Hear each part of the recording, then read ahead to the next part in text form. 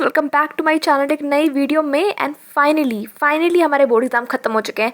And I know तुम लोग खुश हो गए एंड कुछ लोग लाइक इमोशनल भी होंगे भाई, दुखी भी होंगे भाई।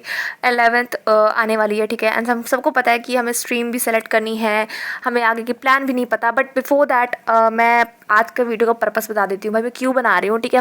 देखो, पहली बात तो तुम लोग के मैंने कुछ कमेंट्स देखे थे, ठीक है। तो भाई जब से मैंने अपना कमेंट सेक्शन ऑन किया है ना भाई, मेरी पूरी लाइफ बदल गई है। लाइक इतने सारे लाइक मिक्स्ड कमेंट्स आते हैं, तो लाइक कुछ नेगेटिव भी आते हैं, कुछ पॉजिटिव भी आते हैं, बट मैक्सिमम मैंने पॉजिटिव देखे भाई। तुम लोग भी मतलब मुझे अच्छा लगता है भाई, तुम लोग भी अपनी बातें बताते हो, अपनी फीलिंग्स बताते हो, तो बड़ा अच्छा लगता है ऐसे देखकर। थैंक गॉड मुझे जिसने भी सजेशन दिया था कि कमेंट्स ऐसे ऑफ कर लो, वो बाय डिफ़ॉल्ट हो जाता है, उसके लिए बहुत बहुत थैंक यू। क्योंकि भाई मुझे पता ही नहीं था कि कमेंट्स ऑन कैसे करते हैं। बाद में मैंने YT स्टूडियो में जाकर ऑन किया। एनीवेज, हम लोग अपने पर्पस से भटकते नहीं है, मेन पॉइंट पे आते हैं। देखो, तुम लोग से मुझे कुछ कमेंट्स मैंने देखे थे, बोला था तुम्हारे एक्सपेक्टेड मार्क्स क्या है एंड तुम्हारा 11th का प्लान क्या है, फलाना ढिमकाना।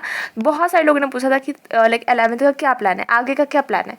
देखो, पहले तो मैं सेलेक्ट करनी पड़ी कौन सी स्ट्रीम है, ठीक है। देखो, मैंने अभी कोई भी चूज़ नहीं किया है, मैंने कुछ दिमाग में सोचा नहीं है कि मुझे कौन सी स्ट्रीम लेनी है। बट अगर तुम लोगों ने सोचा है तो प्लीज़ कमेंट्स में बता देना, क्योंकि और तुमने क्या सोच के सोचा है, मतलब मुझे ये भी जानना है कि तो क्या तुम्हारा इंटरेस्ट है सब्जेक्ट में, इसलिए तुम लेना चाहते हो। फॉर एग्जाम्पल किसी को मैथ पसंद है, तो क्या तुम मैथ इसलिए लेना चाहते हो, क्या तुम PCM इसलिए लेना चाहते हो क्योंकि तुम्हें मैथ पसंद है, या फिर तुम बायो पसंद है इसलिए तुम PCB लेना चाहते हो। और कॉमर्स वाले बता देना भाई, कॉमर्स वाले हम लोग के तो ज़िंदगी अलग हो जाएगी कॉमर्स वालों की, है ना, क्योंकि उसमें तो कोई सब्जेक्ट मतलब न्यू सब्जेक्ट ही होते हैं वैसे तो I guess. But anyways, main point में आते हैं। देखो, मैं तुम्हें बताने वाली, मेरे पास सारे पेपर्स अभी मेरे पास मेरे सामने रखे हुए हैं, तुम लोग की आंखों के सामने भी रखे हुए हैं, ठीक है। ये देखो, यहाँ पर है मेरा कौन सा पेपर है भाई, ये हिंदी का पेपर है। ये वाला देखो, ये कौन सा पेपर है, इंग्लिश का पेपर है। ये मैं ओ माय गॉड, इसको देख कर ही मुझे गुस्सा आ जाता है। प्लीज़ इसको साइड में रख लेते हैं, ठीक है। इसको थोड़ा साइड में रखते हैं, इसके लिए थोड़ा स्पेशल जगह बना के रखते हैं। एंड बाकी सब तो मतलब ये साइंस का है एंड ये सोशल साइंस का है। तुम लोगों में से भी बहुत सारे लोग कमेंट किया था मतलब बहुत पिछली वीडियोस में कि क्या तुम्हारा IT का या कोई एडिशनल सब्जेक्ट का पेपर नहीं है।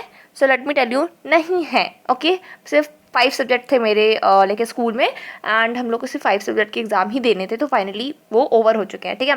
बाय द वे, मैंने कुछ लोग की बात सुनी भाई, उनका क्या कहते हैं फ्रेंच का एग्जाम है और लैंग्वेज सब्जेक्ट का एग्जाम है। भाई I am so sorry for you guys, जिनका भी लाइक फ्रेंच एंड दूसरी लैंग्वेजेस का एग्जाम है, मैं मुझे थोड़ा बुरा लग रहा है उनके लिए। बट कोई बात नहीं, तुम लोग का भी लास्ट एग्जाम बचा हुआ है, तो तुम लोग जल्दी से देकर थोड़ा फुर्सत हो जाओगे। एनीवेज, मेन पॉइंट में आते हैं। देखो, मैंने अपने मार्क्स कैलकुलेट कर रही थी, ठीक है, क्योंकि मैंने देखा था एक कमेंट देखा था, उसमें बोला था कितने, मतलब एक कमेंट नहीं सॉरी 4-5 कमेंट्स देखे थे मैंने, कितने मार्क्स हो रहे हैं, एक्सपेक्टेड मार्क्स बताओ, फलाना ढिमकाना। देखो यार, एक्सपेक्टेड मार्क्स मैं तो कैसे बता दूँ, ठीक है। मुझे नहीं पता कि वो एग्जामिनर कैसे चेक करेगा कॉपी, बट ठीक है, एक्सपेक्टेड मार्क्स पूछा है तो चलो वो तो मैं बता सकती हूँ कि इससे इस रेंज के बीच में मेरे मार्क्स आ रहे हैं ना।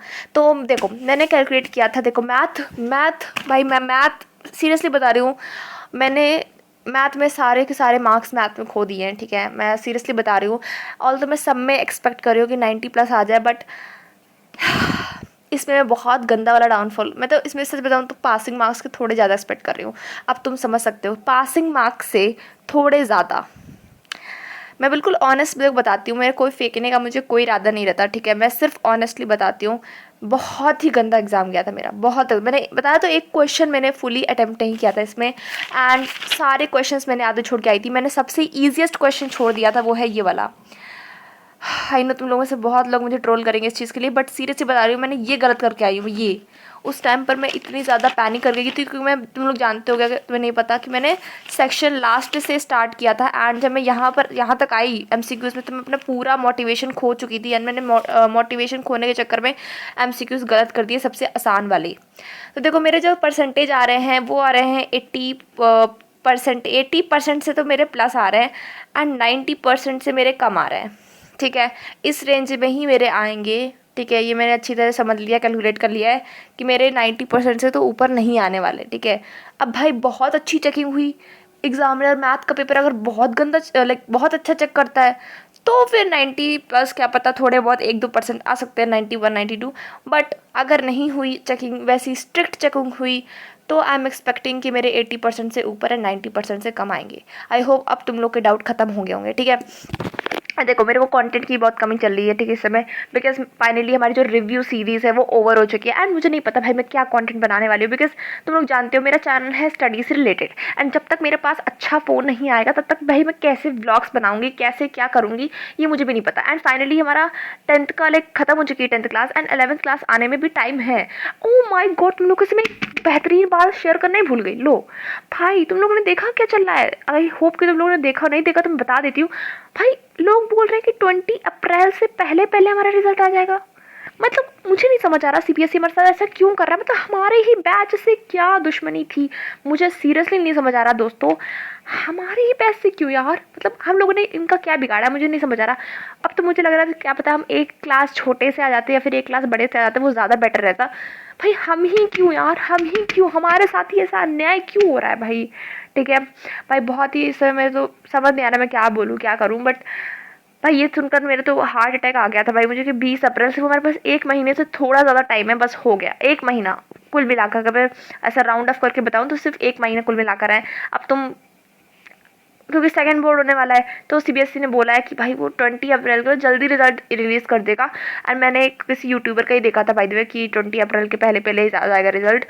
तो वो देख कर ही भाई मैं एकदम सन्न रह गई थी, भाई हम लोग के साथ ऐसा क्यों कर रहा है सीबीएसई, मुझे नहीं पता भाई। अगर ऐसा हुआ ना तो मैं सबसे ज़्यादा दुखीएस्ट पर्सन होंगी। ठीक है, एंड तुम लोग को भी मिनी हार्ट अटैक आ गया होगा कि भाई इतनी इतनी जल्दी हमारा रिजल्ट क्यों। हर बार रिजल्ट भाई आता था मैं में, ठीक है मैं में आता था एंड 13 मई के आसपास आता था। ठीक है, ये बिल्कुल चल रहा है, मैं में आता था, मैं के बाद आता था। बट इस बार भाई ये लोग क्या कर रहे हैं हमारे साथ मुझे नहीं पता। देखो सारे मेरे पास रिजल्ट सारे सारे के सारे मेरे पास पेपर्स हैं ठीक है यहाँ पर। एंड मैथ को छोड़ के मैंने सब में देखा, सब में ठीक आ रहे हैं। एंड इंग्लिश का पेपर भी अच्छा गया था, बट मैंने देखा था इसमें कैलकुलेट किया था तो मेरे लाइक 75 के आसपास ही बन रहे, लाइक इतने कुछ खास नहीं, क्योंकि मेरे काफ़ी सारे इसमें एमसीक्यूज और पैराग्राफ कुछ क्वेश्चंस गलत करके आई थी। एंड साइंस में भी इस तरह से मेरे बन रहे लाइक 70 अबव आउट ऑफ 80 बन रहा है। ठीक है, 90 प्लस ही बन रहा है इसमें, सब में 90 प्लस बन रहे इतना तो मैं श्योर हूँ। ठीक है, मैं कैलकुलेट कर लिया है, गिरी हुई हालत में भी कैलकुलेट किया है तो 90 प्लस बन रहा है। बट मैथ्स में बता ही दिया मैंने कि 90 प्लस तो छोड़ो भाई, पासिंग मार्क्स के ऊपर भी नहीं जा रहे हैं।